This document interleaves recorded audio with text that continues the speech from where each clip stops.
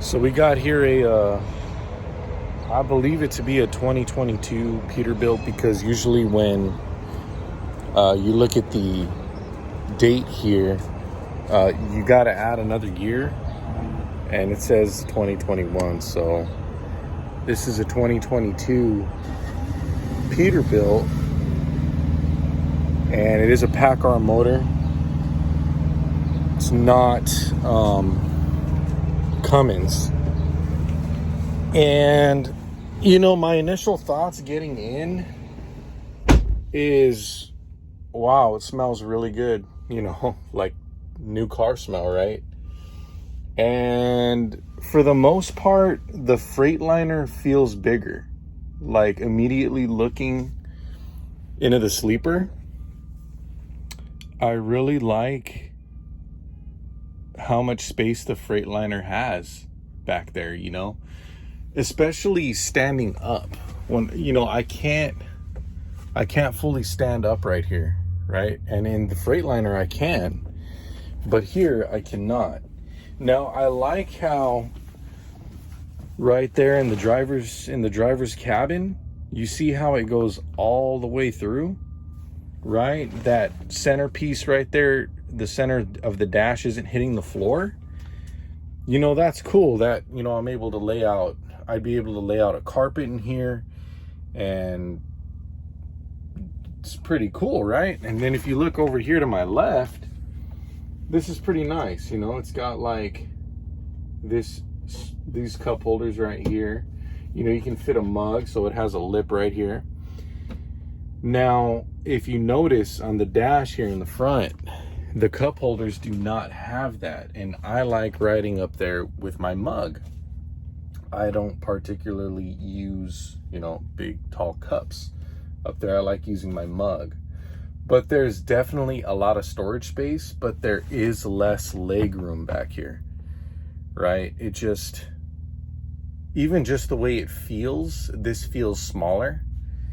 And motor, right? This is a PACCAR, and Freightliner, that's the Detroit. Now, I've always known Detroits to be a lot better than Cummins and PACCAR, but for the most part, I ran my Kenworth T680 for well over a couple 100,000 miles. And it started off at 170, not even a couple 100,000. I think I started off at like 150 or 140, not 170, 150 or 140,000. And, finally turned it in at 305,000 miles. And it wasn't, because of anything with the engine. It was just because it was time. Because the air brakes, the air brakes, I lost those. If you missed that video, it'll be on the upper right hand corner of your screen.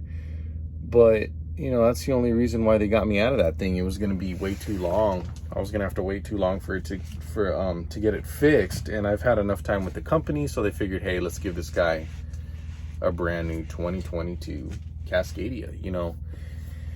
And when it comes to trucks, you guys got to understand that it just depends on the particular truck that you have.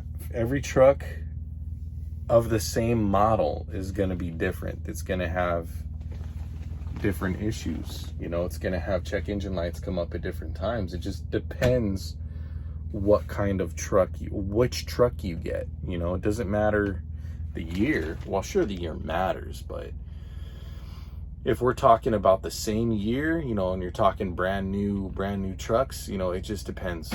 These are all man-made, so it just depends what you get, which one you get. So, but off the bat, I like it. I like the Peterbilt, but it feels smaller than the Cascadia. I really like the very big feel that the Cascadia has. And if you look up here toward the top, right, the microwave is on this side and it's not enclosed. And in the Cascadia, it's on this side and it's enclosed. And then there's another cabinet above it And then over here is the closet in the Cascadia. And then there's storage, and it goes all the way around the storage area, you know. The thing that this Peterbilt has over the Cascadia is this. What the hell, man? This thing was so easy to open. Now I do a video and it wants to be a bitch.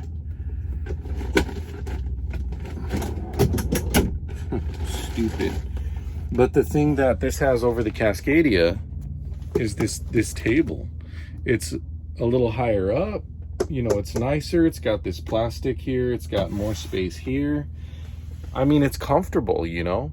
But in the Cascadia, I have the same thing that pulls out, you know, but then the refrigerator is also on this side, like in this Peterbilt. But I also have a table space in the Cascadia up above, right? And then this is all free and clear.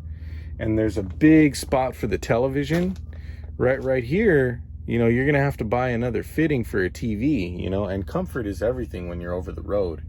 So you're gonna have to buy something else for that to, you know, be able to fit a decent sized television. Whereas in the Cascadia, you don't have any of this in the way, right? Check out my review on my Cascadia and you'll see the difference. But you know, this is not here. There's a real big table space. You know, it's real big right here in the Cascadia. So, you know, man, it's just personal preference, you know. I prefer the Cascadia, to be honest with you. I really do. There's more space in the Cascadia, I think. And in here, it just feels like I have less space to move around. You know, there's this already right here. So check out the review on my Cascadia, and you'll really be able to see the difference. The thing I like about this Peterbilt though, with the bed, you know, I sit down and all this headspace back here in the sleeper. This is nice, right? This is really nice. And see, if I put the bed down like that, only half the bed folds, so you can still flip this up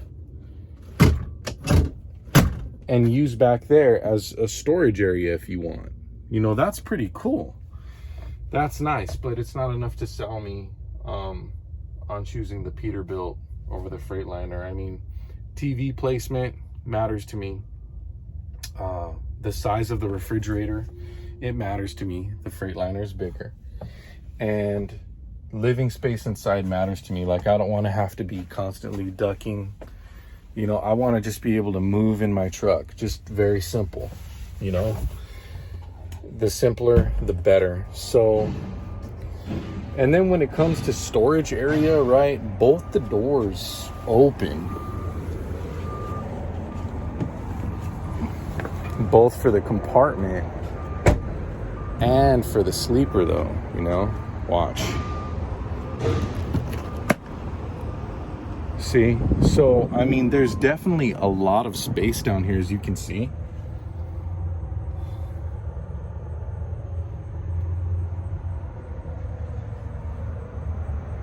I definitely like how the inverter, you know, it's underneath, just like in the Cascadia.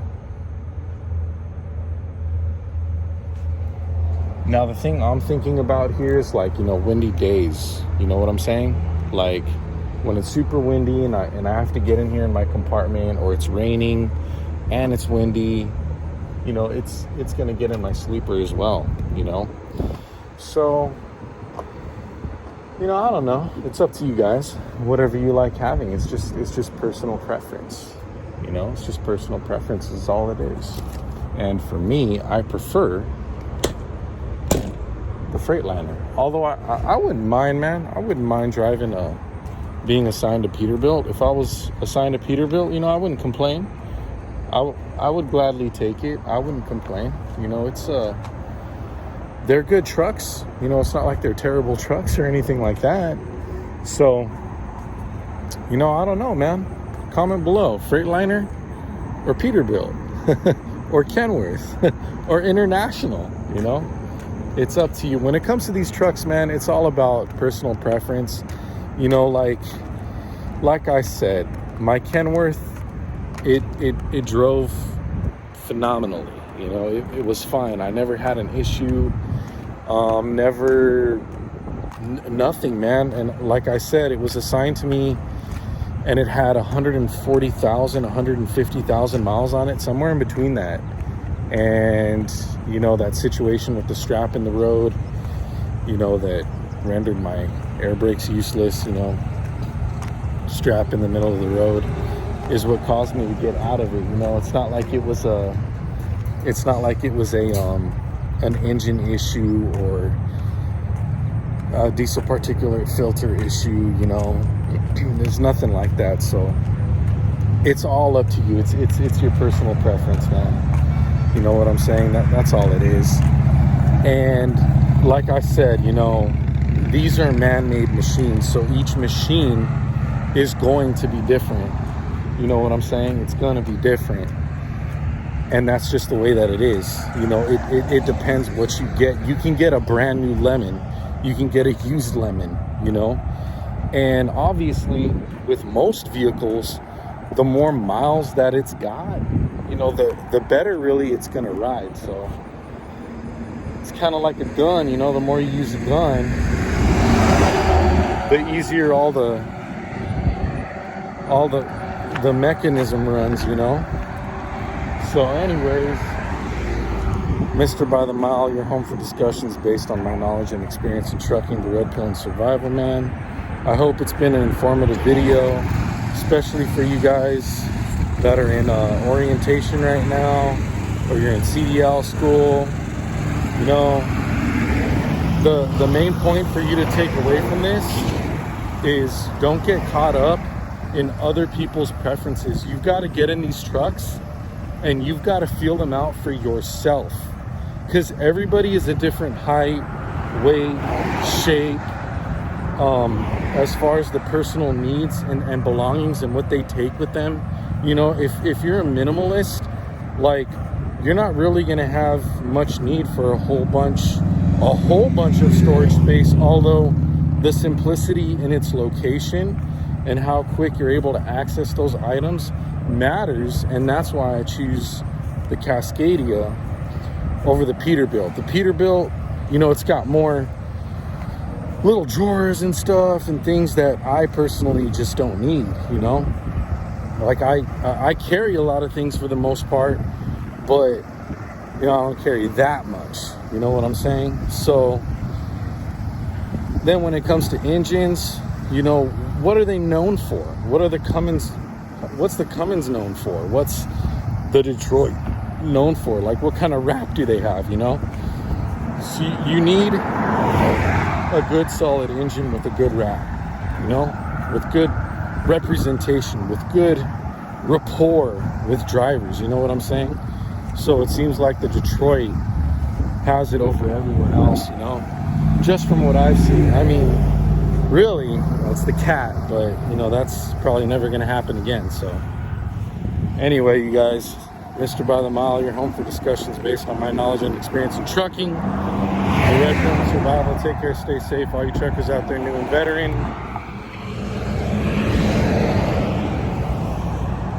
I will. Hey, check this out. Check this out, bros. Watch this.